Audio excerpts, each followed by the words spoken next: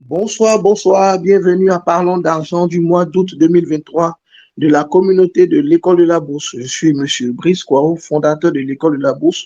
Je suis heureux de vous retrouver sur Telegram ou sur YouTube pour un nouveau meeting sur les finances personnelles.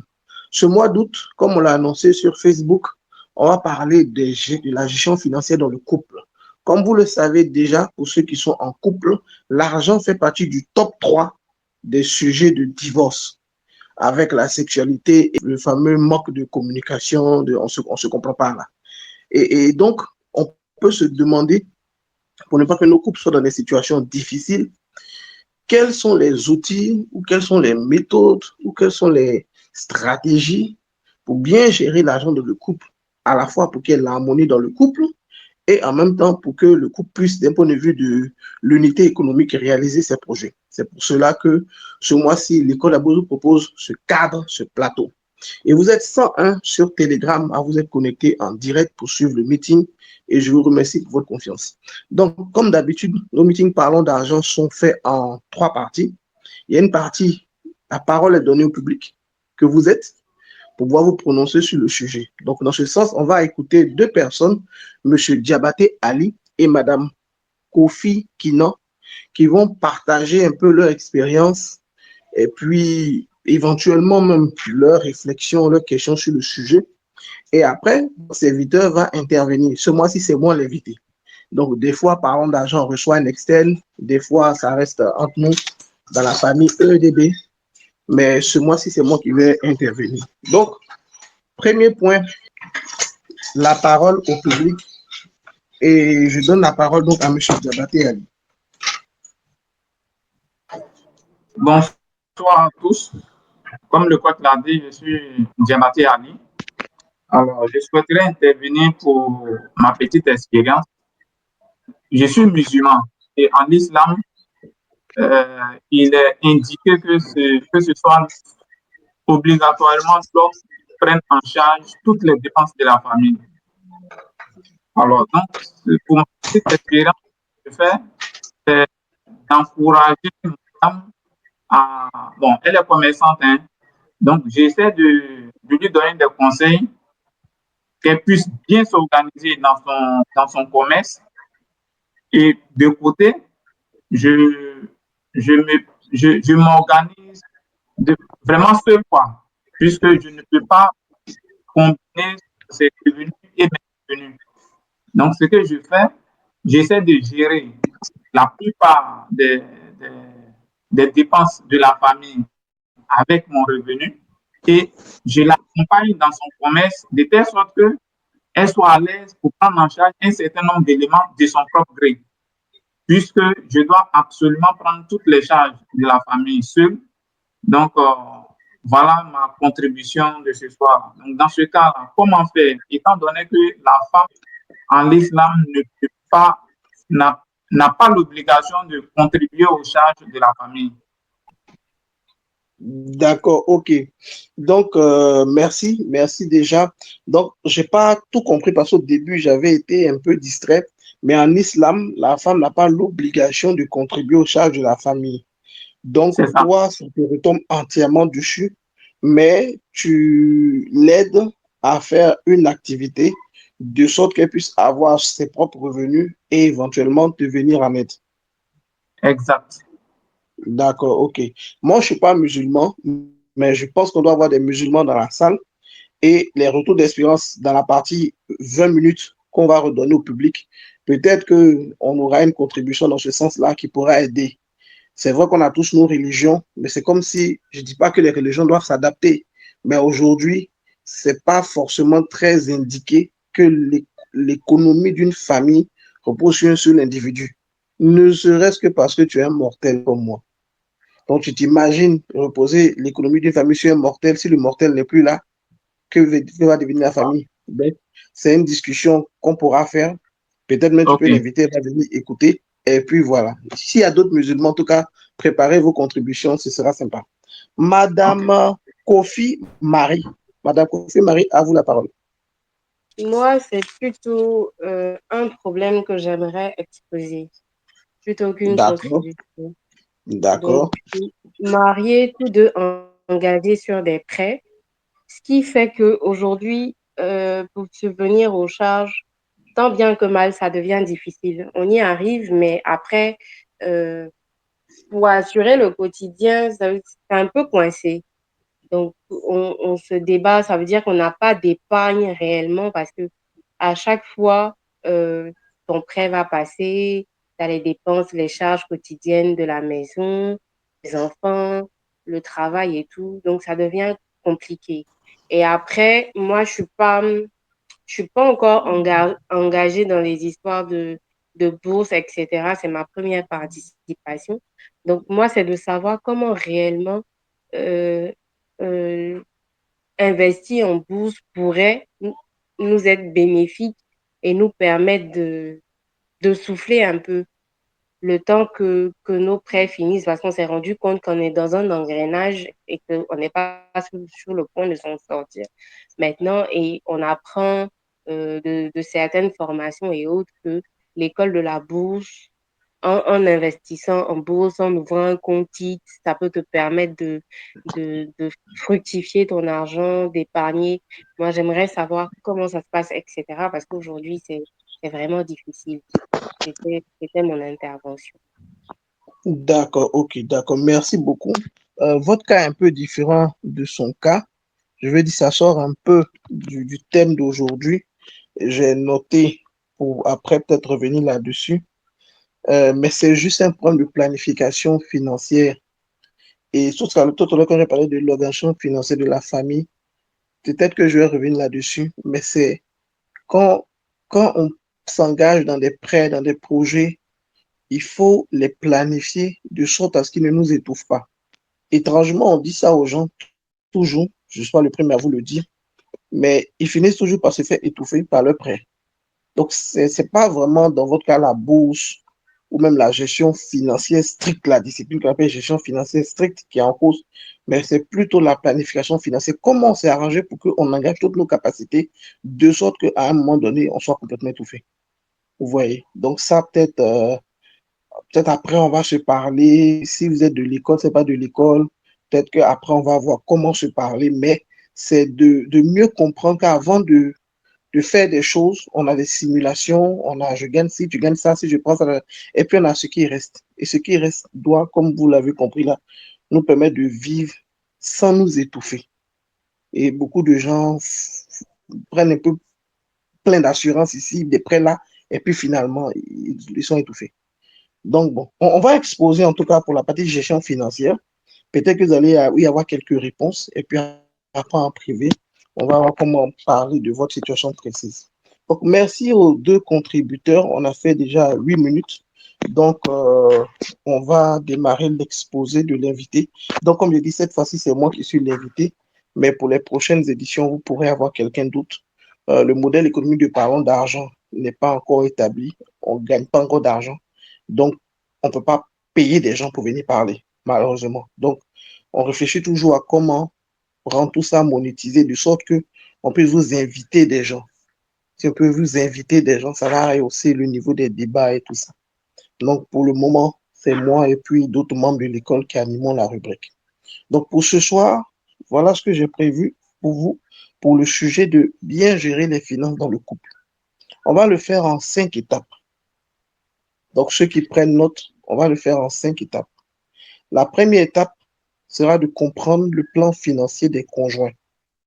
La deuxième étape sera de définir la vision et les objectifs financiers du ménage.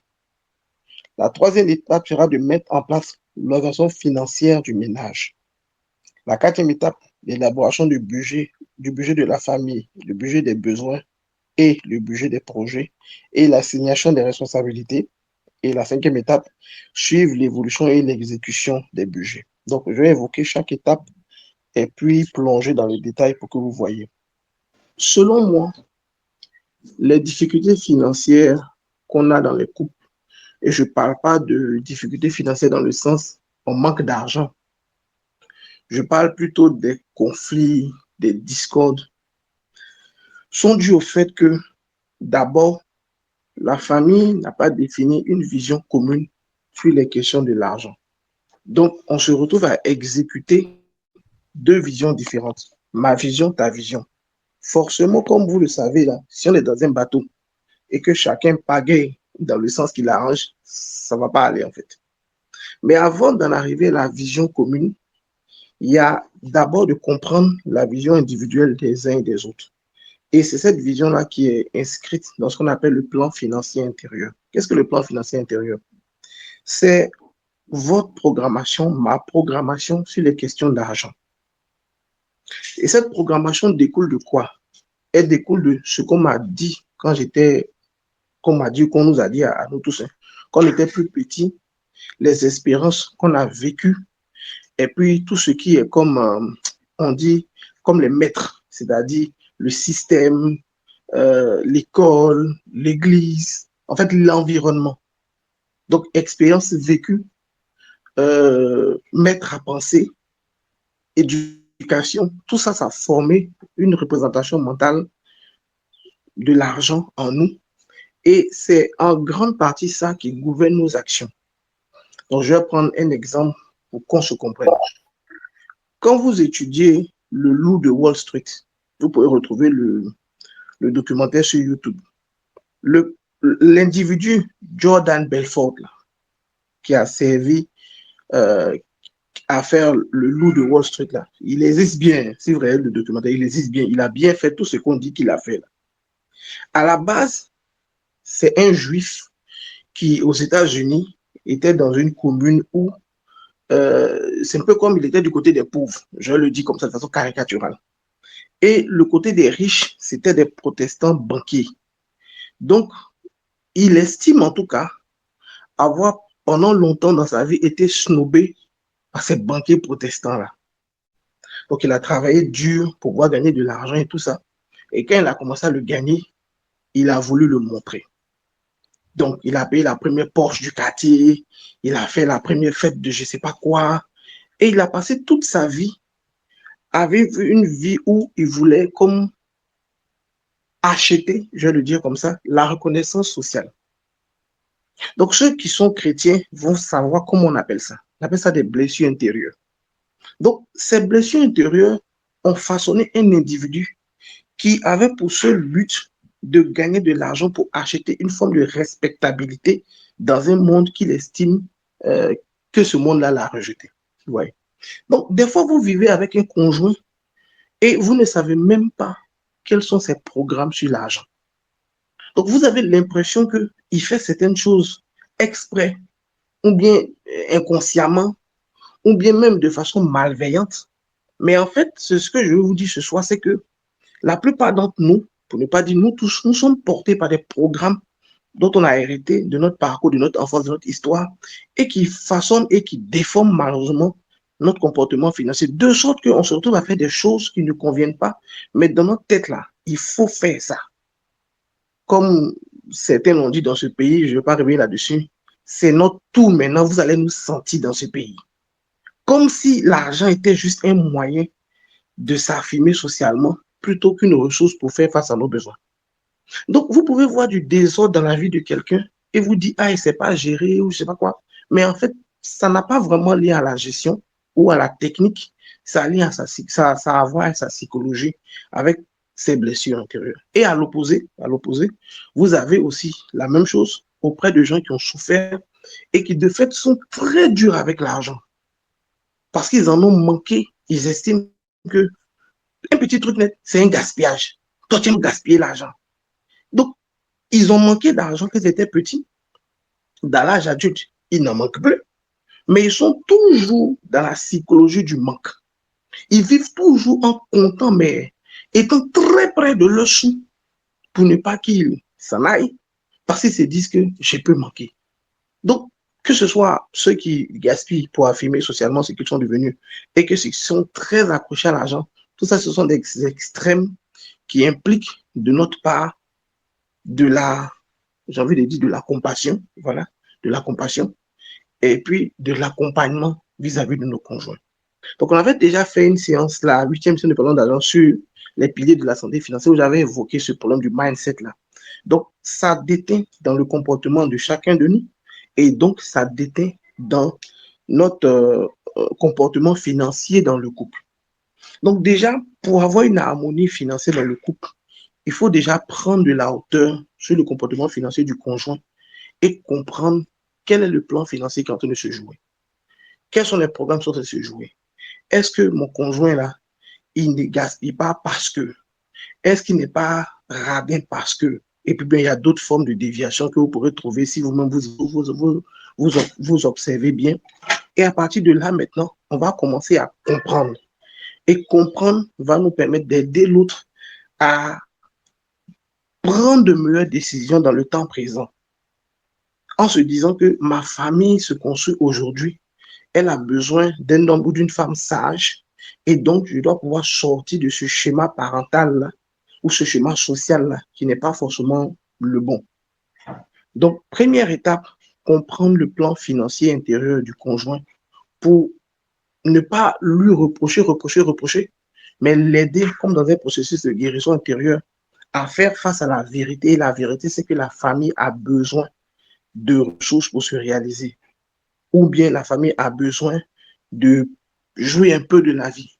On ne peut pas vivre une vie d'économie perpétuelle, etc., etc., quoi. Donc, ça, c'est le premier point. Et donc, ça nous amène au deuxième point qui est, quand on finit de faire ressortir ce que le conjoint porte en lui et ce que nous-mêmes, on porte en nous de désordre, on va définir ensemble la vision et les objectifs financiers de la famille. Et définir ensemble la vision financière de la famille, c'est une question, j'ai envie de dire, antique dans les finances. Est-ce qu'on se fait plaisir maintenant et on souffre plus tard, ou on souffre maintenant et on se fait plaisir plus tard? Ça, c'est la discussion antique. Tous ceux qui font finances personnelles, qui ont tout compris de Kiyosaki, autres, là, on arrive à ce carrefour-là. Est-ce que je me sacrifie aujourd'hui pour demain, ou est-ce que j'enjoy aujourd'hui et puis demain, on va voir? Donc ça, c'est une décision de couple qu'on prend. Parce que vous imaginez dans un couple, quelqu'un en train de réfléchir comment acheter un terrain, comment construire une maison, et puis un autre en train de dire, ah, bébé a ouvert une nouvelle section à Jacquesville, il faut qu'on y aille. Vous imaginez. Mais ce n'est même pas bébé le problème, ou ce n'est pas la maison le problème. C'est le fait que la vision n'est pas commune. La vision n'est pas partagée. Donc, après avoir compris le plan financier intérieur de mon conjoint, on doit s'asseoir pour définir une vision commune. Notre couple, notre entité famille, là, d'un point de vue économique, là, on l'envoie où? Et on l'envoie comment? Vous voyez? Donc, quand on finit de faire ça, nous, par exemple, ma femme et moi, ce qu'on a fait, on a dit, on va, bon, on ne s'est pas dit ça comme ça, hein, mais comme on a des plans financiers qui se ressemblent, on a fait le sacrifice de faire cette, je ne sais pas, certaines privations, beaucoup de privations quand même, dans le début de notre mariage. Donc, on a 7 ans de mariage actuellement. Donc, pendant plusieurs années, on a fait certaines privations qui nous ont permis de boucler certaines choses. Donc, par exemple, l'immobilier au niveau de la maison, les comptes études des enfants, tout ce qui concerne les voitures. Et puis aujourd'hui, c'est comme si l'argent qu'on gagne n'est plus astreint à cette grande question-là. Comme la dame disait tout à l'heure, on dit la bourse peut vous aider à faire certaines choses. Effectivement, la bourse peut vous aider à faire ces choses-là. Et nous, donc, on a investi en bourse assez tôt pour qu'aujourd'hui, la bourse s'occupe de nos enfants et de la santé de la famille. Donc, je vais revenir peut-être dessus après dans les questions, mais ce sont des choix comme ça qui vous aident à poser des actions dont 5 ans après, vous avez les résultats et ces résultats-là vous détendent dans votre vie dans le présent. Parce que hier, vous avez fait les sacrifices pour ça. Mais c'est assis, je reprends encore, sur la vision commune, sur la vision partagée, sur le fait qu'on est d'accord tous les deux pour faire le sacrifice du présent, pour construire un lendemain plus enjoy. Donc, quand on finit de dire ça, la question c'est, coach, si on a fini de tomber d'accord sur la vision, comment concrètement on s'organise pour pouvoir justement atteindre cette vision-là, atteindre ces objectifs-là? Donc, l'étape 3, c'est l'orientation financière du ménage. Et dans cette étape 3-là, on va parler de 2 points. On va parler des comptes du ménage et la contribution de chaque conjoint à la vie et au projet du ménage. Je ne sais même pas par quoi je vais commencer. allons-y pour la contribution. Donc, il y a deux écoles de pensée. Il y a l'école qui veut que chaque conjoint contribue à 50% aux besoins du ménage.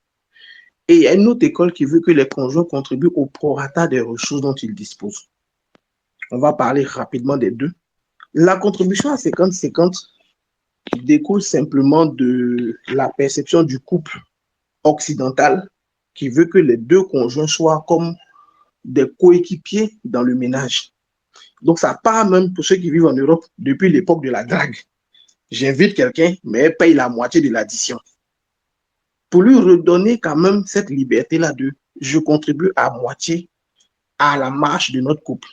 Et donc aussi, et c'est ça aussi, je ne suis pas dans la soumission historique dont on parle. Donc, la contribution à 50-50, elle découle de, comme elle dit, l'organisation sociologique du couple du point de vue du monde occidental. Et elle donne, j'ai envie de dire, à la femme à la fois une plus grande contribution, mais en même temps, une plus grande voix dans le couple. Donc, parce que je contribue à 50%, alors je peux aussi décider, alors même, comme on le fait maintenant en Afrique ici, le niveau de famille, on le donne à nous deux, alors même au niveau du nom, on peut avoir des noms composés. En fait, toute cette extension-là. L'avantage de cette technique, c'est qu'elle est facile à comprendre. Franchement, la famille a besoin d'1 million pour vivre. Tu donnes 500 000, je donne 500 000. C'est très facile à comprendre. L'inconvénient de cette technique, c'est que ça met un fardeau sur le conjoint qui des deux a les plus faibles revenus. Ça met un fardeau sur le dos du conjoint qui des deux a les plus faibles revenus. Donc, je vais bien des chiffres pour qu'on puisse se comprendre. Une famille a monsieur, madame, monsieur gagne 900 000, madame gagne 600 000. Désolé pour les exemples biaisés. Voilà, c'est dans mon imaginaire à moi. Voilà. Je sais qu'il y a d'autres imaginaires, mais c'est dans le mien. Donc, l'homme gagne 900 000, la femme gagne 600 000. Ça fait 1,5 million de revenus de la famille. Et la famille définit comme budget 1 million. Donc, une contribution à moitié-moitié suggérerait que pour les 1 million dont la famille a besoin pour vivre, on a besoin de 500 000 francs chacun. Ça voudrait dire que l'homme de ces 900 000 va donner 500 000, la femme de ces 600 000 va donner 500 000. Comme vous pouvez le voir, la femme, en enlevant 500 000 dans 600 000, ça lui pèse plus que l'homme en enlevant 500 000 dans 900 000. Donc, cette méthode-là a pour limite de faire porter un poids plus important au conjoint qui des deux a les plus faibles revenus. Parce qu'il doit assumer un niveau de vie de famille qui dépasse son niveau de revenu. C'est pour ça que la deuxième technique existe. Peut-être première même historiquement, mais dans le cas de ma pédagogie, je l'ai mis deuxième pour que vous compreniez. Donc la deuxième, c'est de dire chacun doit contribuer plutôt au prorata de ses ressources. Chacun doit contribuer plutôt au prorata de ses ressources pour que justement, il y ait non pas une égalité dans la contribution, mais une équité. Parce que dans le mariage, il faut aussi comprendre que l'égalité n'est pas toujours ce qui marche. Donc, la contribution prorata rétablit une forme d'équité dans la mesure où elle fait que chaque conjoint contribue non pas à moitié, mais à concurrence de ce qu'il a dans l'ensemble du budget. Donc, on reprend notre exemple. La famille a besoin de 1 million. Chaque conjoint, l'un gagne 900 000, gagne 600 000. On va calculer les revenus cumulés des deux. Ça fait 1,5 million. Ça fait que l'homme a 60% des revenus du ménage, la femme a 40%. Donc, l'homme gagnant 60% des revenus du ménage va contribuer à hauteur de 60% au budget du ménage, donc 600 000. Et la femme gagnant 40% des revenus du ménage va contribuer à hauteur de 40% du budget de la famille, soit 400 000. Donc, dans les 900 000, le monsieur va donner 600 000, alors que dans l'autre exemple, ils ont donné 500. Et la femme va donner 400, alors que dans l'autre exemple, elle a donné 500. Donc, la femme a une meilleure marge de manœuvre dans ce qu'elle gagne, et l'homme a une moindre marge de manœuvre, mais plus conforme à son niveau de revenu. L'avantage de cette technique, donc, comme je le disais, la première idée, c'est qu'elle allège le fardeau sur les dos du conjoint qui avait le moins de revenus des deux. Et elle remet l'équité dans le couple. L'inconvénient, c'est que on peut se retrouver rapidement dans le syndrome de « c'est moi qui fais tout dans cette maison ». Dans les familles avec une grande asymétrie de revenus, le conjoint qui a le plus de revenus peut rapidement développer ce syndrome-là. C'est moi qui fais tout dans la maison. Et ça peut ouvrir d'autres problèmes, comme des blessures intérieures du couple cette fois-ci. Donc, c'est des choses aussi qu'il faut regarder pour ne pas que quelqu'un assume beaucoup de choses et puis finalement s'enlace dans le temps. Ça, c'est la partie contribution. La partie système de compte. Donc, toujours dans l'organisation financière de la famille, il est possible, d'un point de vue de la famille, d'avoir deux types de systèmes de compte. Le système à un compte et le système à trois comptes. Le système à un compte, c'est facile à comprendre. Toutes les ressources sont versées dans un seul compte. Donc, le fameux compte conjoint. Et à partir de ces ressources-là, on gère la famille. Donc, les 900 000 du monsieur de tout à l'heure, plus les 600 000 de la dame sont reversés dans un même compte. Ça fait 1,5 million. Et c'est 1,5 million, on gère les besoins de la famille. C'est-à-dire 1 million. L'avantage de cette technique, c'est qu'elle est aussi facile à comprendre. Elle n'implique pas trop de calcul. Et elle exprime bien l'unité du couple que la chrétienté enseigne, bien que tout le monde ne soit pas chrétien. Ça aussi, c'est un point qu'il faut souligner.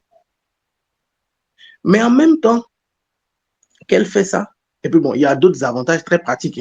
Quand on va au restaurant, on ne pose pas la question qui doit payer. C'est le compte de la famille qui paye. Tout ce qu'on fait, on ne pose plus la question qui doit payer. C'est nous qui payons, c'est nous qui faisons, c'est un nous qui agit. Cette idée du compte conjoint là. Donc, en même temps qu'elle est vraiment facile à comprendre et puis qu'elle rétablit l'unité du couple, elle pose le problème de l'identité propre de chaque conjoint et sa liberté de vivre avec ce qu'il gagne. Je m'explique. Vous gagnez de l'argent que vous avez reversé dans le compte conjoint, dans le cas de l'unité de votre couple. Mais comme on dit souvent, vous n'êtes pas un, vous êtes toujours deux. Vous êtes toujours deux entités physiques, psychologiques et émotionnelles. Donc vous pouvez avoir des besoins propres et vous ne voulez pas toujours aller devant le conjoint pour lui expliquer que vous avez eu envie de vous acheter cette robe-là et qu'il n'y a pas forcément besoin qu'on en fasse tout un procès. Vous voyez. Donc, cette idée du compte conjoint-là réduit grandement la liberté des conjoints dans l'agir, dans ce qu'ils peuvent faire de l'argent qu'ils gagnent, dans la mesure où l'autre voit ce que tu fais. Donc, il peut même avoir envie de venir te demander pourquoi tu as fait ça. Et ça va rentrer dans des discussions compliquées. Donc, il y a cette aussi idée de est-ce que ma liberté peut être exprimée quand tout l'argent est mis ensemble comme ça? Est-ce que si je veux aider ma tante, mon frère, ma soeur, je vais revenir encore te dire, voire te demander avant de le faire? C'est ce qui a donné, donc d'un point de vue pédagogique, hein, j'insiste, peut-être historiquement, c'est pas ça, mais d'un point de vue pédagogique, ce soir, je pose des choses comme ça pour que vous compreniez le sens des techniques, ce qui a donné la gestion à trois comptes. Donc la gestion à trois comptes, 900 000 pour le monsieur, 600 000 pour la dame, chacun va apporter ce qu'il faut pour la vie de la famille dans un compte. Donc les 600 000 dont on a parlé, dans un compte unique. Et c'est ce compte-là qui va servir aux besoins du ménage. Et chacun va garder une forme de souveraineté dans son argent à travers ce qui lui reste. Et c'est dans cette souveraineté-là qu'il va pouvoir exprimer son identité propre. Donc si tu veux acheter un sac, si tu veux te faire plaisir, si tu veux aider un parent, tu ne vas pas faire le tribunal familial de est-ce que je peux prendre de l'argent pour ça? L'avantage de cette technique, c'est qu'elle permet toujours à la famille de fonctionner tout en laissant une souveraineté au conjoint pour exprimer leur identité propre. L'inconvénient, c'est que dans ce qu'on laisse finalement, il y a comme une fenêtre qui est ouverte pour faire, je ne dirais pas des bêtises, mais les femmes disent souvent que ouais, c'est l'argent que tu te laisses ça, tu vas pour chercher les filles. Tu vois? Bon, il y a cette idée-là. Ou bien les hommes disent ouais, avec tout ce que je te laisse là, tu gaspilles, etc., etc. Donc il y a toujours ce truc de cet argent qui échappe à la famille là, sert à des intérêts qui finalement sont discutables. On aurait remis ça dans la famille, qu'on aurait plus avancé dans le projet de maison ou je ne sais pas quoi. Tu vois. Donc, il y a aussi ce coin-là qu'il faut voir. Comment chacun vit la liberté que l'autre a d'exécuter son argent. Bien que ce soit sa liberté, les gens ont souvent des sentiments, des ressentiments sur ce que leur conjoint fait avec ce qui lui reste de son argent. Donc ça, c'est dans la partie système de compte. Donc, j'ai fini de présenter ça. Quelle est notre expérience? Au niveau de ma famille, on est de la contribution au prorata. Donc, moi, je paye beaucoup plus que ma femme parce que j'ai beaucoup plus de revenus qu'elle. Et on a le système à 3 comptes. Donc, je pourvois, elle aussi, dans le cas d'une enveloppe, et après, on exécute les choses. Ce que j'ai remarqué, c'est que on a eu peu de discussions sur l'argent. C'est pour ça que quand on a fait le cours sur l'éducation financière des enfants, et j'ai vu que vous avez plein de discussions sur l'argent, je me suis dit, ah, pourquoi on ne ferait pas un truc spécial pour les couples? Nous, on en a peu parce que chacun sait ce qu'il a à donner et chacun sait ce qui lui reste. Et puis voilà quoi. Donc, je veux dire, c'est comme si on n'est pas en train de se poser la question. C'est un peu, comme on dit même, consentement mutuel, on est d'accord sur la démarche qu'on exécute. Donc, bon, chacun pourrait mettre son avis, son expérience dessus. Mais en tout cas, c'est l'expérience que nous, on en fait. Et pour l'instant, ça se passe plutôt bien. Donc, quand on finit de dire ça, la 4e étape, c'est quoi? On a fini de mettre en place une organisation de la famille en termes de quote-part des contributions et système de compte. On va maintenant élaborer un budget pour la famille et un budget pour les projets. Donc, j'en ai parlé un peu tout à l'heure. Donc, il s'agit de dire quoi? Il s'agit de dire notre famille a besoin de combien pour vivre. Et cet exercice de budget-là, il faut vraiment le faire pour ne pas être là tout le temps, avoir le sentiment de ne pas avancer. Beaucoup de gens, quand on parle du budget, ils disent, ouais, bon, c'est-à-dire que machin. Ce que je vous ai expliqué dans les piliers de la santé financière, que je vous invite à aller regarder pour ceux qui ne l'ont pas encore fait, c'est que dans la santé financière, il y a 4 dimensions. Il y a le mindset dont on a parlé tout à l'heure, la capacité à gagner de l'argent et la capacité à gérer l'argent. Et vous connaissez plein d'exemples. Il y a plein d'exemples à toutes les époques et dans toutes les disciplines de gens qui ont gagné beaucoup d'argent et qui se sont retrouvés après sans rien, juste parce qu'ils n'avaient pas la discipline et la gestion. Donc, la famille, les conjoints doivent s'asseoir pour dire de combien notre famille a besoin pour vivre. Et on dresse ce budget-là. Quand on finit, on dresse un autre budget pour les projets, pour les imprévus. Donc, je reprends l'idée des 1 million de tout à l'heure là. On peut dire par exemple que dans les 1 million, il y a 700 000 pour les besoins, il y a 200 000 pour l'épargne projet familial et il y a 100 000 pour les imprévus. On peut faire cette organisation-là. Et les 700 000 de besoins, c'est ça qui va correspondre à la popote, tout ce qui est électricité, eau, loyer, enfants, des choses comme ça. Ça va correspondre à ça. Dans cette organisation-là, le transport du monsieur pour le travail, de la dame pour le travail, est dans sa souveraineté. J'insiste beaucoup. Dans ce modèle-là, vos dépenses personnelles de transport, de je vais me maquiller, tout ça, ce n'est pas budget familial. C'est dans votre souveraineté. Donc, 700 000 exemples besoins familiaux, 200 000 épargne familiale, 100 000 imprévus familiaux. Quand on finit de faire ça, on rentre maintenant, comme on dit, à l'intérieur des 700 000 et puis on les dispatche rubrique par rubrique. Et puis on fait tout ça bien, on emballe. Et on va maintenant assigner ces budgets-là à des responsables. Vous êtes 2. Il y a un qui va se charger de suivre l'exécution, par exemple, du budget des besoins de la famille et un autre de suivre l'exécution du budget des projets. Celui qui suit l'exécution du budget des besoins, en général, doit être le plus compétent parce que c'est un budget qui est vraiment au jour le jour, il faut suivre quoi. Et puis peut-être, on peut dire le moins compétent est sur les projets, mais ce n'est pas toujours aussi carré. Ça peut être aussi la même personne, mais je ne conseille pas. Je conseille que les 2 conjoints soient impliqués dans la gestion financière familiale. L'un sur les besoins, l'autre sur les projets et les imprévus. Donc, comment concrètement ça se passe?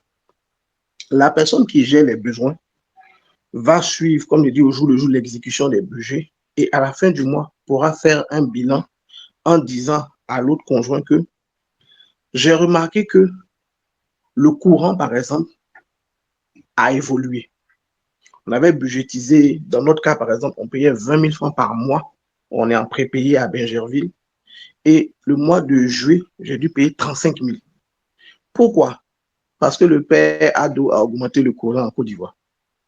Donc, nous, on prenait à 20 000 francs 401 kWh. J'ai payé mes 20 000 francs en juillet, j'ai trouvé 214 kWh. J'ai été choqué. Et puis bon, après, j'ai compris pourquoi. Donc, dans l'exécution du budget, tu peux voir que tel poste budgétaire a complètement changé. Donc, on va devoir trouver des ressources pour compléter. Ou bien, tu peux trouver que, donc ma femme me faisait un point dessus la dernière fois, le budget d'exécution au niveau des enfants dégage des excédents chaque mois. Donc, les enfants consomment moins que les moyens qui ont été mis à leur disposition. Bon, ils ne sont pas grands encore, hein, c'est 4 ans, 6 ans. Donc, c'est elle qui exécute en fait. Donc, ce qu'on a dit, c'est que ce supplément-là, ou bien cet excédent-là, je prends le mot excédent, va être utilisé pour les cadeaux de fin d'année. Donc, il va être agrégé pour les cadeaux de fin d'année. Et puis, moi, j'ai modifié le budget des imprévus pour pouvoir rattraper la hausse des dépenses de CIE. Donc, il faut vraiment suivre les différents postes pour qu'à la fin, dans l'exemple qu'on a pris, les 700 000 finissent toujours sur 700 000. Pour la partie besoin.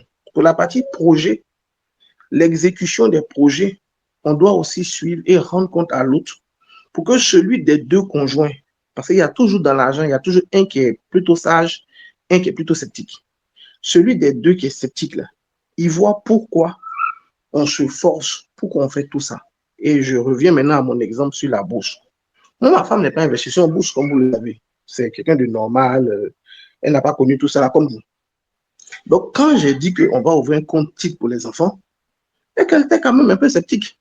Parce qu'en tant que fonctionnaire, les gens, ils ont des trucs d'assurance.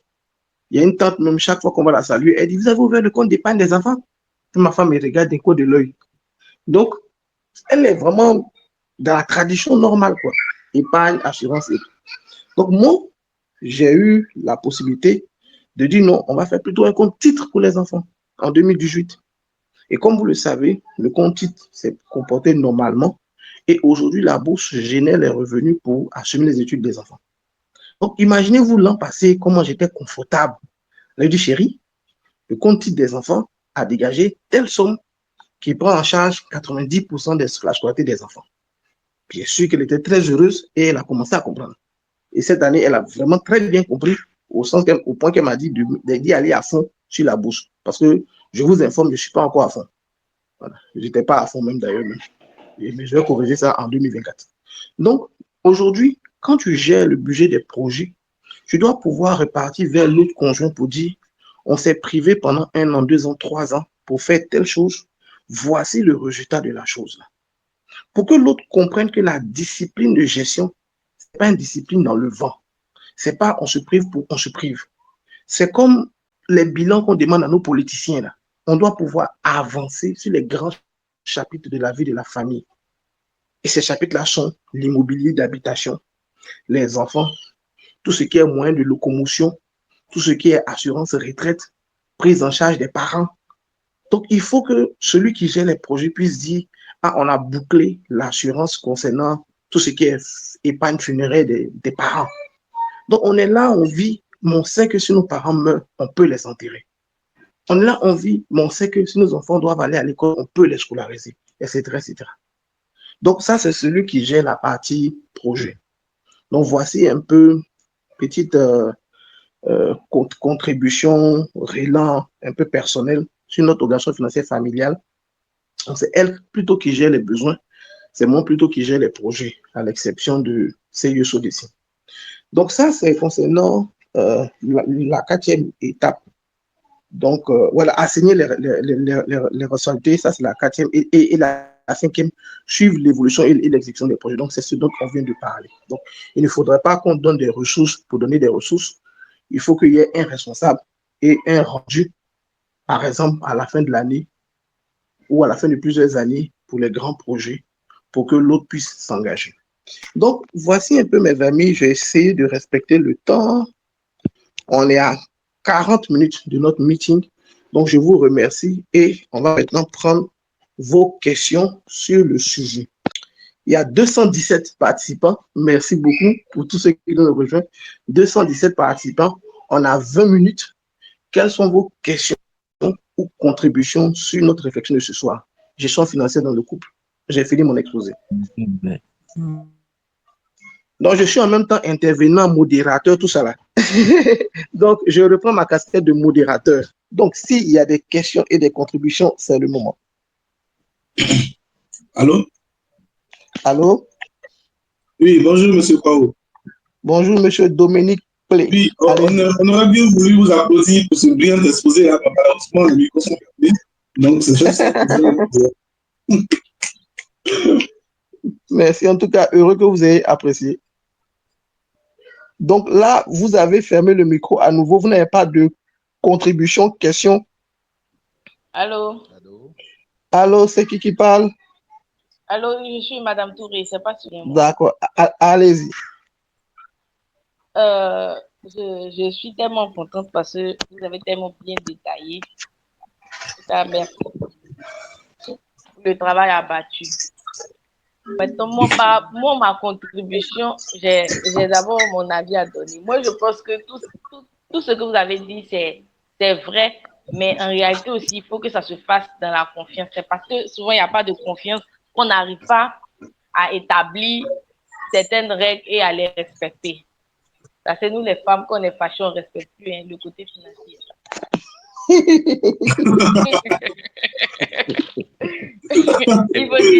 faut dire que c'est vrai, je préfère la vérité.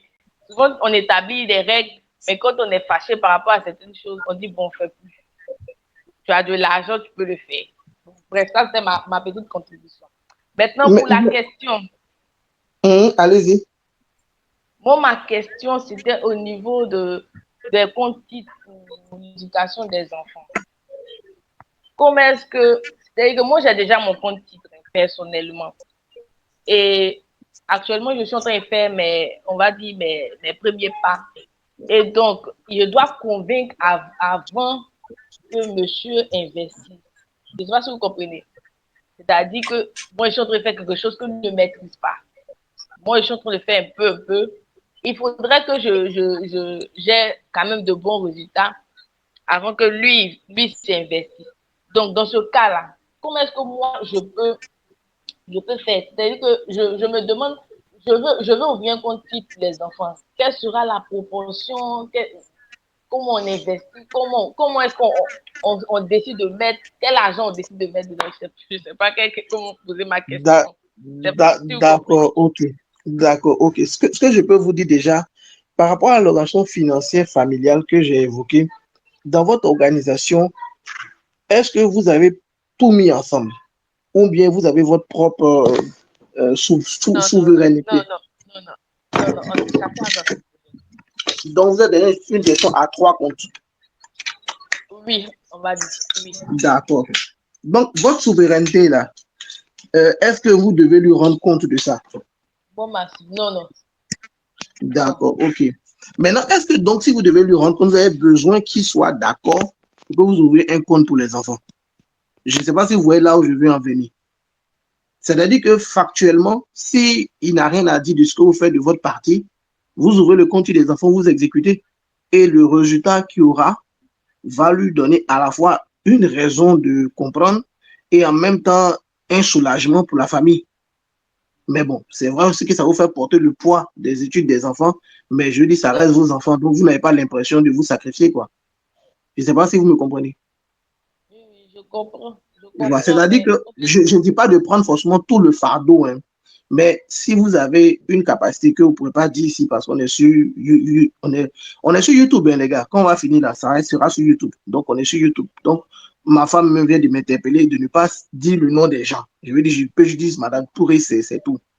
J'ai tendance à dire tous vos noms comme si on était sur Zoom.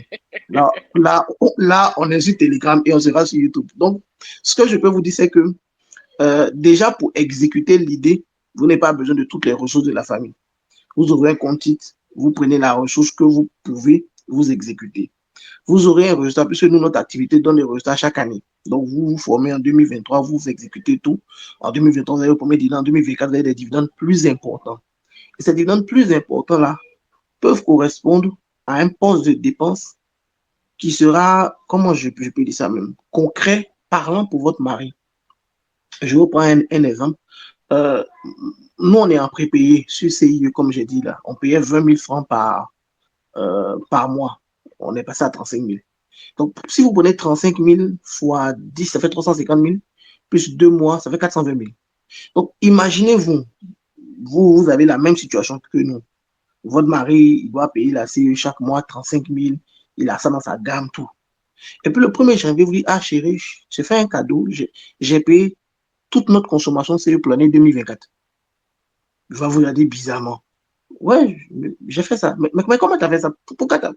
Pourquoi et puis comment tu as fait ça? C'est pas mon argent, j'ai pour tout faire. C'est le retour sur investissement de la bourse. Et là, maintenant, vous l'expliquez, ah, j'ai investi peut-être 2 millions, 3 millions, j'ai eu 15% de rentabilité, ça m'a fait 450 000, j'ai acheté des recharges pour toute l'année en même temps. Donc, vous pouvez prendre, si vous voulez, un petit chapitre que vous traitez, ou bien vous prenez les enfants tranquillement dans la partie de l'argent qui vous revient, c'est-à-dire votre souveraineté. Moi, quand vous parlez comme ça, c'est ces deux choses qui me viennent en tête. Est-ce que vous comprenez? Oui, je comprends. Ouais, maintenant, qu'est-ce qui vous parle entre les deux? Prendre un petit chapitre à traiter ou endosser vos enfants tout simplement dans votre souveraineté.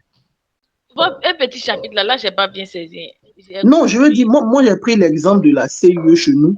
Vous pouvez prendre un poste de dépenses du ménage, vous investissez stratégie de rente, vous générez des dividendes qui traitent ce poste du ménage là. Et vous lui présentez ce résultat. Quand vous présentez un résultat, moi je vous dis, je vous parle comme les histoires des femmes là, on ne comprend jamais rien, mais on comprend bien les résultats des choses. Ça, les hommes comprennent bien. Donc, si tu dis à un homme que tu as payé l'assurance des 2 voitures, il comprend ce que tu dis là. Il a très bien compris même. Il va te demander comment tu as fait. Quand tu expliques, il dit, ah, mais c'est que c'est bon, je peux faire aussi. Donc, nous, on comprend les résultats, on comprend pas les émotions. Comme ce que tu disais tout à l'heure, je suis fâché, il ne fait plus là. Ça nous paraît enfanté en fait. On comprend les résultats. Donc, si tu veux qu'il comprenne quelque chose, il ne faut pas lui parler de la bourse, de Brice Quao. Tu fais toi-même, tu sors un résultat. Et quand tu sors le résultat en début 2024, ça s'applique à un poste de dépense. Il aura deux choses. Il sera soulagé que, par exemple, l'assurance a été payée. Et puis, il va te dire, pourquoi pas, je veux bien regarder de près ton affaire. Là. C'est bon? Oui, c'est bon. Cool. Deuxième question ou contribution. Allô? Allô? Allô? Oui, bonjour. Allô? Monsieur Alali, et je n'en dirai pas plus. D'accord, merci bien, coach. D'accord, merci à vous, merci coach, et bonjour à tous. Il faut parler plus fort. D'accord, j'ai bien suivi l'exposé, vraiment, j'ai beaucoup apprécié. Maintenant, je voulais dire, bon, c'est une contribution, hein. Ce que vous avez dit à propos des contributions au niveau des couples, ça c'est lorsque monsieur travaille et madame travaille. Mais dans un couple où c'est monsieur seulement qui travaille ou c'est madame seulement qui travaille, là, la charge va revenir à celui ou celle qui travaille seulement. Donc, ça, bon, et puis que ça ne peut pas arranger une partie. C'est une seule partie qui travaille. Donc, les charges seront toujours dans le compte de celui ou celle qui travaille. Donc, c'était là ma contribution. Donc, quand c'est un seul conjoint qui travaille, je veux dire, Monsieur Boni et Monsieur Olako, fermez vos micros, s'il vous plaît. Monsieur Olako. Fermez vos micros, s'il vous plaît. Monsieur Olako qui nous suit de Guinée-Bissau, hein, je précise. C'est le premier membre de l'EB de Guinée-Bissau, à ma connaissance en tout cas. Donc, si c'est un seul conjoint qui travaille, comme tu le disais, Ali, effectivement, la gestion je veux dire, est plus simplifiée, quoi. C'est toi qui travailles, c'est toi qui pourvois. Maintenant, je te dirais que il ne faudrait pas rester dans cette logique-là. Il faudrait veiller à autonomiser nécessairement l'autre. Je le dis pourquoi. Vous savez, on est en Afrique et on est héritier de beaucoup de choses. L'homme est celui qui pourvoit. Moi, je suis héritier de ça. Fondamentalement, je n'ai pas de problème avec. Je pourvois chez moi. Mais si tu n'es pas là, ou si je ne suis pas là, nos familles là, c'est comment? Elles vont arrêter de fonctionner. Nos enfants ne vont plus aller à l'école. Ils ne vont plus manger. Donc, il faut sortir de cette logique de elle ne travaille pas, il ne travaille pas. Et puis, c'est comme si c'est un fait en soi. On ne peut rien changer. Et puis, tu portes les fardeaux de tout Israël. Non, ça ne marche pas comme ça. Un homme doit produire, un homme ou une femme doit produire les ressources de son existence. Il ne doit pas trouver ses ressources chez un autre homme. Tout simplement parce qu'on est tous des mortels. Et si tu meurs aujourd'hui là, ta femme ne mourra pas avec toi, malheureusement. Donc, elle va se retrouver, ce qu'elle ne voulait pas faire comme travail là, elle va le faire maintenant. Mais c'est pas très, excuse-moi, mais c'est pas très correct. Si tu peux travailler, pourquoi tu l'as pas fait de mon vivant? Et puis chaque fois, on a fait non, j'aime pas ça, non, il est compliqué, non. En fait, malheureusement, je ne vous cache rien, vous-même vous connaissez, il y a des gens qui n'aiment pas travailler. Et il y en a du côté des femmes, du côté des hommes, n'aiment pas travailler. Ils savent, vous savez, la partie travail, ça les fatigue. Ils ont toujours quelque chose à dire. Quand tu leur trouves quelque chose, ils n'aiment pas. Ça là, ils n'aiment pas. Le monsieur est comme ça. Et puis à la fin de la journée, il ne travaille pas. Et cet esprit-là, il faut le casser. Parce que c'est mauvais pour une famille. Si demain tu n'es pas là, c'est mauvais pour les enfants. Donc oui, dans un premier temps, tu es celui qui porte les fardeaux d'Israël, il n'y a pas de problème. Mais il te faut les 12 disciples. Il te faut former ta femme, la mettre dans une dynamique où elle va percuter et puis elle va faire quelque chose. Ne serait-ce que parce que tu es mortel. Tu me suis?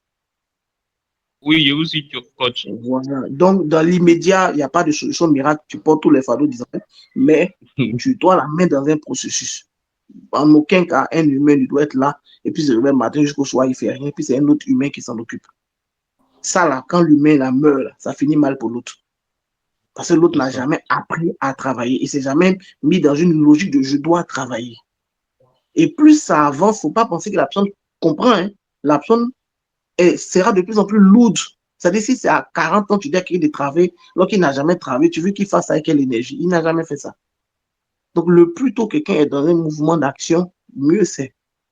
Maintenant, après, tu me diras comment l'amener, tout ça. Ça, c'est une façon de tu l'apprends. Vous allez dans une foire, dans un salon, elle écoute les histoires des autres. Il y a forcément quelque chose qui va déclencher en elle à un moment. Les gens ne sont pas aussi bornés que ça. Ils se racontent des histoires, mais après, quand ils sont confrontés à d'autres personnes, ils arrêtent de se raconter les histoires. C'est bon? Oui, c'est bon, coach, c'est très bon. On continue avec monsieur. Allô? Allô? Allô? Monsieur Comé? Monsieur Comé? Yakinma. Oui, allô, bonsoir, coach. Bonsoir, monsieur Yakinma. Ok, merci beaucoup, coach. Vraiment, ça fait presque 10 à 15 minutes que je vous suis. Je n'ai pas suivi trop le début, mais déjà, je tenais à vous remercier pour votre brillante exposition sur ce thème-là qui est d'actualité actuellement. Et moi, je ne vais pas être un peu trop long, mais je vais dire que mon précédent, celui qui vient de me précéder, qui a pris la parole, il a abordé dans le même sens que ce que je voulais dire, c'est-à-dire que juste dans ce cas-là, pour celui enfin, dans le couple où c'est une seule personne qui a la charge de tout, voilà, il pense qu'il a plus ou moins abordé. Mais moi, ma question était dans ce cas-là, quel conseil que vous donner en termes de gestion des finances dans le couple, dans mon cas personnel, hein, parce qu'il faut qu'on soit réaliste aussi. Voilà, je suis pour le moment, malheureusement, pour le moment, madame n'a pas d'activité. J'ai fait peut-être 2-3 concours, mais malheureusement, ça n'a pas marché, vu tout ce qui est mis dans les concours là.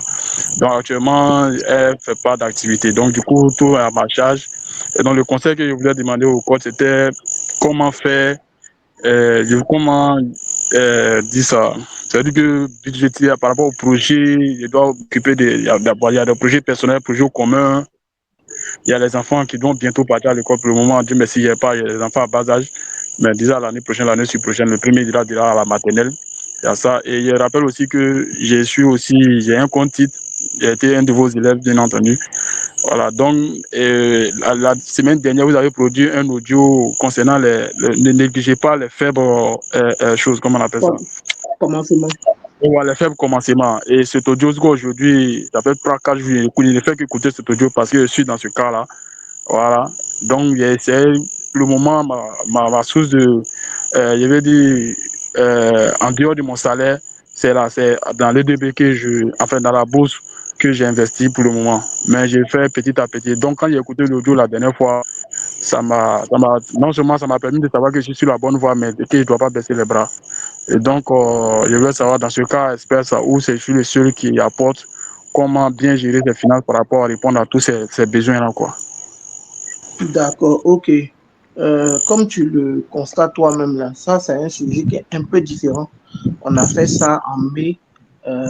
Comment gérer son salaire, identifier et traiter les foyers de gaspillage. Donc, comme moi je suis surbooké, comme vous savez là, je n'ai pas reprogrammé le cours sur le budget. Mais ceux qui sont intéressés peuvent m'écrire en privé après. S'il y a autour de 15 personnes, on peut reprogrammer une classe sur le budget. C'est-à-dire, à la partie qu'on vient de faire, budget familial, la partie salaire. Donc, comment gérer son salaire, identifier traiter les foyers de gaspillage. Donc, ça te permettrait d'optimiser déjà les ressources que tu as. Je gagne 400 000, je gagne 500 000. J'optimise ça en ayant une organisation qui me donne le maximum. C'est-à-dire, tout ce qui est gaspillage, j'arrive à appréhender, j'arrive à substituer certaines choses. Il y a des techniques simples qu'on peut vous partager pour tirer le meilleur parti du salaire que vous avez déjà. Donc ça, c'est un cours en soi, EDB budget, mais qui est un peu le parent pauvre de l'école, puisque je fais déjà beaucoup de choses sur BFM. Donc chaque année, on lance 1 ou 2 trucs sur le budget, et puis bon, on arrête. Donc ceux qui sont intéressés peuvent m'écrire. Après, si vous êtes 10-15, on peut lancer une classe de budget. Maintenant, sur la partie revenu, comme je l'ai dit à l'autre, tu as essayé les concours, tout ça, ça n'a pas marché, il n'y a pas de problème. Essaye l'entrepreneuriat. Essaye de l'aider à mettre en place une AG, activité génératrice de revenus, dans le cadre de l'entrepreneuriat. Donc, dans l'immédiat, les mêmes réponses que je lui ai données, les mêmes réponses, optimise la gestion du salaire, ça c'est dans l'immédiat, et puis planifie la mise en place d'une activité avec elle. Comme tu dis, comme tu es déjà en bourse, donc c'est assez intéressant. Ça va te permettre de profiter du trading où on met de l'argent sur des choses et puis l'année prochaine, ça monte. Ça va te permettre d'avoir du capital. Donc, moi, récemment, j'ai discuté avec un parent, je ne vais pas rentrer dans les détails parce que c'est l'histoire des familles, mais il voulait faire des fermes. Et il a fait un dangereux budget, comme vous savez là. Et je dis non, on n'est pas obligé de commencer une ferme avec, je ne sais pas si c'est 1000 poussins ou je ne sais pas quoi là. Quelque chose que tu n'as jamais fait là, tu ne commences pas par 1000, tu commences par 100 ou 200. Donc, ça a ramené le budget de près de combien de millions là à 300 000. C'est ce qu'on a donné et il a exécuté. Et en exécutant, ça s'est bien passé, sauf qu'il a pris l'argent qu'il a obtenu là pour m'aider en fait. Je ne vais pas rentrer dans les détails parce que c'est une histoire familiale. Donc, nous, ça nous a donné 2 réponses. La première réponse, c'est qu'il était capable d'exécuter le projet jusqu'à la fin. La deuxième réponse, c'est qu'il a toujours le problème de discipline financière. Quand l'argent rentre, il oublie ses projets. Il rentre dans les besoins et puis après, le capital est fini, on doit recommencer. Donc, ta femme peut exécuter un truc de 200, 300 000 que tu peux obtenir grâce à la bourse l'année prochaine. Et en exécutant, elle va avoir des idées et puis on va amplifier progressivement. Donc, à peu près la même réponse que l'autre. Autonomise-la, mais optimise la gestion de ton salaire de sorte à en tirer le meilleur parti. Donc, vous êtes 227 dans le salon, vous avez tous mon numéro. Ceux qui sont intéressés par le cours du budget, ça s'appelle comment gérer son salaire, identifier, traiter les foyers de gaspillage. Vous pouvez m'écrire. Si vous êtes 10 ou 15, on va créer une classe en septembre pour bosser là-dessus. Mais en gros, je suis pris par BFM. Vous m'entendez plus? Pour l'instant, ça va. Le micro est bon chez moi. Qui d'autre? Ça doit être. Ça s'entrecoupe. On vous entend. Non, vous entend. D'accord. Donc, celui qui a posé la question, est-ce que ça va? C'est à peu près la même question que l'autre. Hein. Donc, c'est à peu près la même réponse. Allô? Allô? Allô, monsieur Comé. Bonsoir. Oui, bonsoir, monsieur Kwao. La question, c'est tout simple. Je voulais savoir le compte en commun que vous nous proposez. Qui gère ce compte-là? Je veux dire, par exemple, lorsqu'on ouvre un compte, c'est au nom de quelqu'un. Maintenant, c'est dans quel cadre? Dans la gestion à un compte ou la gestion à 3 comptes? La gestion à 3 comptes, comme vous avez expliqué. Donc, la gestion à 3 comptes, le compte commun. Le compte commun est au nom des deux. Le compte commun est au nom des deux. J'ai déjà vu ça avec mon DG, même quand j'étais encore salarié. C'est mis monsieur et madame Nguessan, machin. Donc, les deux sont signataires, les deux sont. Ça permet vraiment, comme je disais, d'agir dans l'immédiat. C'est-à-dire qu'un n'est pas là, l'autre peut agir directement. Bon, Donc, si par exemple il y a des opérations à faire, il faut forcément la présence des deux ou bien un Non, peut non, agir. j'ai l'impression que c'est l'un des deux. C'est l'un des deux. C'est pas forcément les deux. C'est un peu comme les comptes de bourse, là. Quand vous avez ouvert votre compte titre, là, on a mis autre signataire autorisé. Donc, ça permet que quelqu'un d'autre puisse agir sur le compte. Donc, c'est une bonne question que vous posez. Les besoins familiaux, là, idéalement, les deux conjoints doivent pouvoir avoir accès à la ressource. Imaginez-vous un peu, les deux messieurs qui ont parlé tout à l'heure, là. Je touche du bois, il y a un qui meurt. Non seulement c'est le seul qui travaille, mais le compte est à son nom. Je vous épargne, et vous-même vous le savez pour certains, la peine qu'une veuve doit faire pour récupérer les actifs financiers d'un conjoint décédé. C'est une galère. Donc, les comptes de famille, là, vous devez bien prendre conscience de ça. Les comptes de famille, là, la veuve ou le veuf doivent pouvoir accéder à ça. Parce que si vous voulez finir les procédures bancaires, il y a des gens qui m'ont écrit parmi vous pour dire que le monsieur est décédé, le compte titre, ça fait 2 ans, il n'arrive pas à mettre la main dessus. Et j'ai l'impression que les banques, excusez-moi, je m'excuse auprès des banquiers, s'amusent à ça, en fait. Fait traîner les choses, fait jusqu'à ce qu'on mette l'argent d'aide de fin dans la main des ayants droit, là. Ça met du temps. Donc, les comptes de famille, attention, idéalement, le conjoint doit y avoir accès. Moi, ma femme, elle a les mots de passe des cartes, là. S'il y a un problème, elle doit aller retirer l'argent directement. Parce qu'il faut pouvoir agir si tu n'es pas là. Donc ça, c'est un petit conseil. Voilà. C'est cela. Coach, il y avait un deuxième pendant de ma question, en fait. Allez-y. Oui, c'est dire que, justement, pour arriver au compte commun, est-ce à dire qu'on doit élaborer, justement, ce budget familial-là, il est conseillé d'être transparent sur les différents comptes. On sait que monsieur a tel montant, madame également a tel montant, et sur cette base-là, lorsqu'on élabore le budget, je veux dire, tout est transparent, parce que l'habitude aussi, la question, la question, bon, moi, je ne vais pas vous cacher, vous-même, vous me connaissez, c'est ma femme qui m'aide à me discipliner, sinon moi-même, la Côte d'Ivoire m'allait connaître mon salaire même. J'ai aucun problème de transparence. Je vous ai apporté tous mon relevé de 2018, comme l'autre a dit sur WhatsApp. Moi, j'ai aucun problème avec ça. J'estime que la transparence n'a jamais tué quelqu'un. Les Africains ont tort d'être cachotiers. C'est pour rien qu'on est cachotier. Depuis qu'on est cachotier, là, l'Afrique n'est pas plus développée que ça. Ça, c'est ma philosophie à moi. Donc, dans mon couple, transparence. Tout ce que je gagne, incluant une formation même de EDB budget où il y a 10 personnes, ma femme au courant. J'ai aucun problème avec ça. Maintenant, après, je reviens encore sur ce que j'ai dit au début. La programmation financière des conjoints. Il y a des conjoints, moi j'ai des amis qui m'ont dit clairement, et quand j'ai connu leur femme, j'ai compris. Si ma femme, que je connais là, connaît ce que je gagne, on est mort, comment je vais lui expliquer la discipline? Donc, chacun connaît qui il a marié. Donc, si tu sais que toi, ton modèle là, si elle voit l'argent, elle oublie les règles, jusqu'à ce que l'argent finisse et puis dit chérie, je suis désolé là. Si tu sais qu'elle est comme ça, effectivement, tu vas vérifier ce que tu lui dis. Mais idéalement, moi en tout cas, je vis dans la transparence. Ce que je gagne, ce qu'elle gagne, on sait. On a, comme dit le budget commun là, on a les souverainetés réciproques.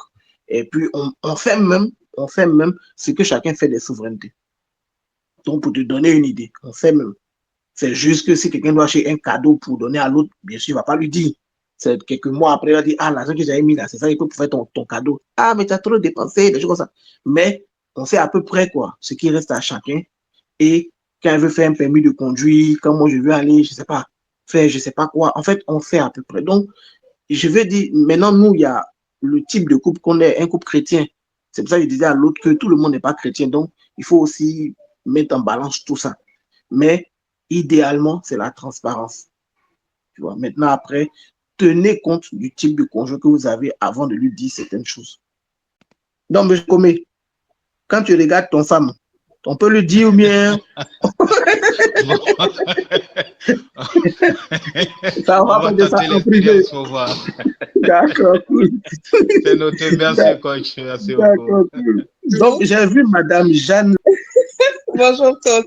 C'est pas grave. Bonjour, madame. Merci beaucoup. Merci pour cette formation. Je l'ai pris en cours, mais franchement, j'ai beaucoup appris sur la gestion.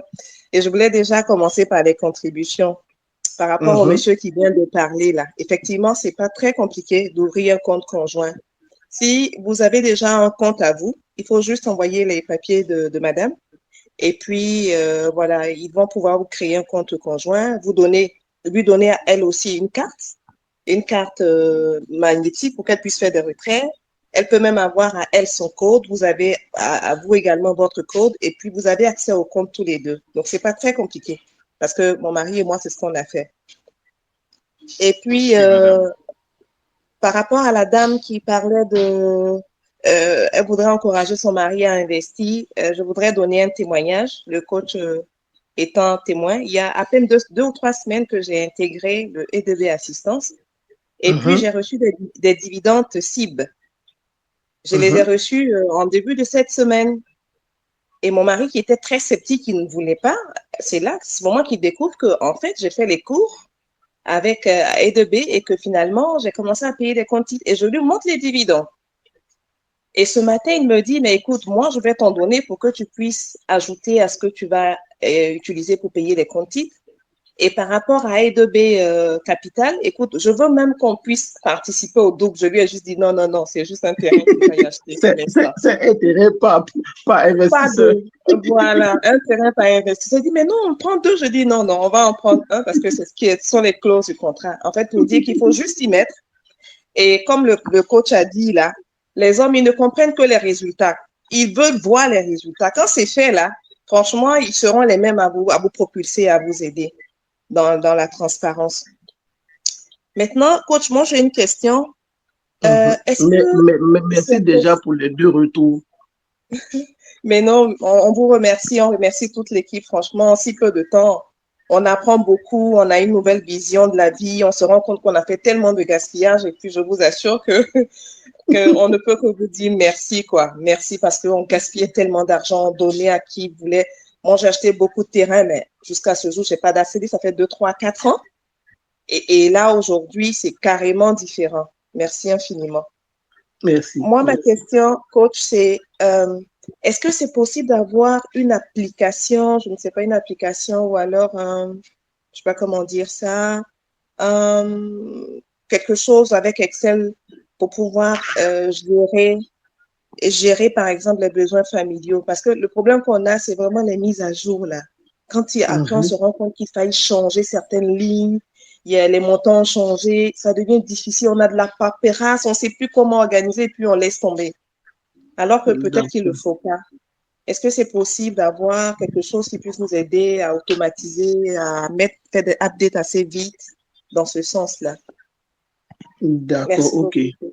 D'accord, ok. J'ai une collègue en finance personnelle là qui m'a dit en privé qu'elle allait lancer une application dans ce sens-là. Donc, je peux vous dire que le marché de l'éducation financière est en train de bouger quand même. Nous, avec le site l'écolelabourse.com pour la partie formation sur la bourse en ligne, parce que vous qui êtes arrivés maintenant, vous ne savez pas, mais avant, les cours se faisaient par WhatsApp. C'était vraiment laborieux. Donc, nous, c'est vraiment notre angle qui est l'investissement. Et ce n'est pas vraiment la gestion. Comme vous l'avez vu, la gestion, on fait ça de temps en temps comme ça. Donc, elle, comme son nom, c'est la gestion, elle a prévu ça. Donc, elle a déjà fait un parlant d'argent avec nous, ceux qui la connaissent, Colombe Djirebo. Donc, c'est de nos causeries qu'elle évoquait ça. Donc, elle m'a dit, si c'est fini, elle va me contacter pour qu'elle puisse présenter ça justement dans la communauté EDB. Donc, je peux vous dire, nous, en tout cas, dans l'immédiat, on n'a pas ce projet-là, mais quelqu'un de l'extérieur a ce projet-là. Maintenant, moi, personnellement, bon, vous me direz, comme je suis comptable, donc c'est l'habitude. On travaille vraiment avec les carnets et les enveloppes, quoi. C'est vraiment simple, voilà. C'est pas une application, c'est un carnet. Peut-être si on a la convention cette année, je vais vous montrer mes carnets de gestion depuis 2012. Tous mes carnets, j'ai juste perdu un seul, on avait volé mon sac.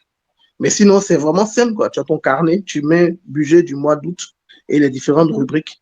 Et quand tu fais septembre, août, tu sers de modèle. Et puis voilà, quoi. C'est comme si, en fait, vous devez vous considérer qu'avant les ordinateurs, les applications, on gérait l'argent. Donc souvent, les gens font comme si il faut forcément une application. Non, en fait, avant les ordinateurs, on gérait l'argent. Avant même l'électricité, on gérait l'argent. Au temps de l'Égypte, on gérait l'argent. Donc, on revient au basique qui est, je prends une feuille pour une période donnée et je note. Et quand je fais l'exécution dans les enveloppes, l'enveloppe me sert en même temps à noter. Peut-être après, je vais prendre une photo des enveloppes de ma femme. Vous allez voir l'exécution des budgets des enfants. Donc, je suis sorti, j'ai vu une chaussure là, j'ai payé. En fait, comment ça se passe? Tu payes normalement, tu payes l'argent qui est chez toi. Tu payes, tu vis ta vie tranquillement. Et puis, chaque 2 ou 3 jours, tu t'assois pour dire, ah, je vais faire ce qu'on appelle les remboursements. Donc, l'enveloppe des enfants rembourse le sac ou la chaussure que j'ai acheté. J'enlève. L'enveloppe de, je sais pas, du carburant, rembourse le carburant que j'ai pris, j'enlève. Et tout ça, ça revient en général dans l'argent de poche. Parce que c'est ton argent de poche qui est sur toi quand tu sors. Vous ne sortez pas toutes les enveloppes de la famille. C'est ton argent de poche qui exécute les choses sur 1-2 jours. Et puis, maximum 3 jours après, tu dois faire tes remboursements. Sinon, tu vas commencer à oublier.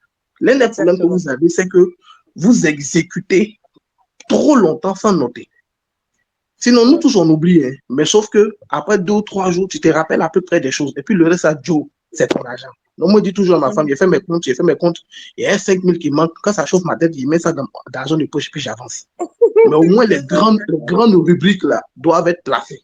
C'est-à-dire, tu es allé, on t'a dit, il faut payer. Moi, j'étais quelque part, l'assurance m'a écrit pour dire, ah, la voiture de ma femme, l'assurance est finie, il faut payer 80 000. J'ai dit que c'est 80 000 par Orange Money. Ça, il faut rembourser. Parce que sinon, à la fin, ton Orange Money, il y a 80 000 qui manquent. Mais histoire de 2000 chips, pédicures, si ça chauffe là, tu mets ça dans ton argent de poche. Donc, donne-toi une discipline de au moins 2 fois par semaine, fais tes remboursements. Et puis, quand l'application sera faite, vous serez informé. D'accord. D'accord. Merci, coach. Merci beaucoup. D'accord. On va prendre une dernière question et puis on va clôturer la séance. Je suis vraiment heureux. On a franchi la barre des 200. Ça veut dire que le sujet vous plaisait. Rapidement, parlons d'argent, c'est un groupe Telegram. Donc, si vous avez d'autres sujets, parlez-en entre vous, ouvrez des discussions. Et si le sujet est sympa, on en fait un meeting. Ce que j'ai remarqué, c'est que le groupe reste mort. Tant qu'on n'a pas lancé un salon, le groupe est là. Le groupe s'appelle Parlons d'argent. Donc, parlez d'argent dedans. Pas seulement de bourse, mais de tous les autres sujets qui vous plaisent. Et le sujet sympa, on en fait un meeting. Dernière question ou contribution. Bonsoir, coach. Bonsoir, monsieur Indri. Je n'ai pas dit ton prénom. Merci beaucoup pour votre intervention. Moi, je vais faire une ouverture. Parce que là, on a parlé un peu de la gestion financière des couples. Voilà, supposons pour celui qui est célibataire, voilà, qui voudrait peut-être, qui a déjà un compte titre et qui aimerait peut-être anticiper sur le compte titre des enfants. Comment s'y prendre dans ce cas? Célibataire qui n'a pas d'enfant, qui veut anticiper sur le compte des enfants. Exactement. C'est ça l'idée? Oui. Bon, moi, je dis toujours à ceux qui n'ont pas d'enfants, c'est pas mauvais, c'est pas mauvais. Mais en termes de planification financière, est-ce que c'est l'urgence? Parce que la planification financière tient compte aussi des urgences. C'est-à-dire, par exemple, l'immobilier, là, tu montes ou tu descends, tu auras besoin d'une maison de famille. Donc, sécuriser un terrain te permettra de profiter de l'inflation de l'immobilier. Et un enfant, quand il naît, il y a encore 5 ans avant qu'il n'aille à l'école. Donc, tu as toujours quand même 5 ans avant de t'en occuper. Alors que là, ce que tu me dis, c'est que tu n'as même pas la maman. Ou mais tu as dit à la maman. La maman est là, elle est là. Non, elle est là. Si la maman est là, c'est que bon, c'est une histoire de manutention rapide là. Bon, d'accord. Bon. Si la maman est là, c'est qu'effectivement, on peut commencer à faire les enfants. Voilà, ça peut arriver à tout moment, effectivement. Donc, oui, tu ouvres un compte normal. Moi, le compte titre des enfants, c'est un compte normal qui est à mon nom. Donc, souvent, quand vous me posez la question, est-ce qu'il faut le nom? Qu'un enfant qui n'est pas là, on ne connaît pas son nom. Donc, il ne faut pas dire ça. Tu ouvres à tout le monde, tu exécutes l'idée. Mais là, quand actuellement le compte des enfants est bouclé, c'est-à-dire, je n'ai ce qu'il faut, je peux maintenant mettre ça à leur nom, je peux faire des transferts de portefeuille, comme vous savez, voilà. Donc, dans l'immédiat, oui, tu ouvres un compte normal. Tu dis ça, c'est pour mes enfants. Tu mets 20-25 francs dessus, comme ils ne sont pas encore là. Puis tu commences ton investissement de rente à rendement composé, puisqu'ils ne sont pas là. Donc tu réinvestis les gains tranquillement. Voilà. Ok. Merci beaucoup, coach. D'accord, cool. Donc, merci à tous, merci à toutes pour votre présence. Vraiment, vraiment très heureux qu'on ait eu plus de 200 personnes en direct. Vous aurez le replay, je pense, fin de la semaine prochaine. Comme vous savez, moi, je ne suis pas très bon en tout ce qui est technologie là. Donc, j'envoie les fichiers à quelqu'un qui habille ça en vidéo pour qu'on puisse placer ça sur la chaîne YouTube. Et puis, dès que c'est sur la chaîne YouTube, maintenant, on va remettre ça dans tous les groupes WhatsApp et le groupe Facebook de l'EDB. Donc, prochain rendez-vous de Parlons d'Argent, c'est en septembre. Je suis à l'écoute de vos thèmes. Moi-même, j'ai un thème dans mon cœur, mais je suis à l'écoute comment le groupe va s'animer. Et puis, on s'attrape en septembre pour causer. On va ouvrir le micro. Non, avant les au revoir, je vais donner quelques informations sur nos activités rapidement. Donc, pour ceux qui nous découvrent pour la première fois sur YouTube ou sur Telegram, nous sommes une école, on forme et on accompagne ceux qui veulent investir en bourse. Et puis, le constater là. Donc, si vous êtes novice, si vous voulez apprendre à investir en bourse, on forme chaque mois en ligne ou en présentiel. Donc, vous nous contactez à travers les numéros que vous verrez sur la chaîne YouTube ou les numéros qu'on mettra dans le groupe Telegram. Vous êtes déjà investisseur, que vous n'avez pas le temps ou l'envie de faire les recherches liées à l'activité. On a un groupe pour ça qui s'appelle EDB Assistance. Vous avez accès aux recherches sur les entreprises et puis vous avez accès à moi pour les conseils personnalisés. Donc, merci pour le temps que vous avez pris pour écouter ce meeting et puis on reste disponible si vous avez d'autres besoins. Et on ouvre les micros pour les au revoir. Au revoir, coach. Merci. Au revoir. Au revoir, coach. Merci beaucoup, coach. Infiniment. Merci infiniment, coach. Merci beaucoup. Merci à vous pour la confiance. Merci, coach. Merci beaucoup. Bonne soirée à vous. Merci beaucoup.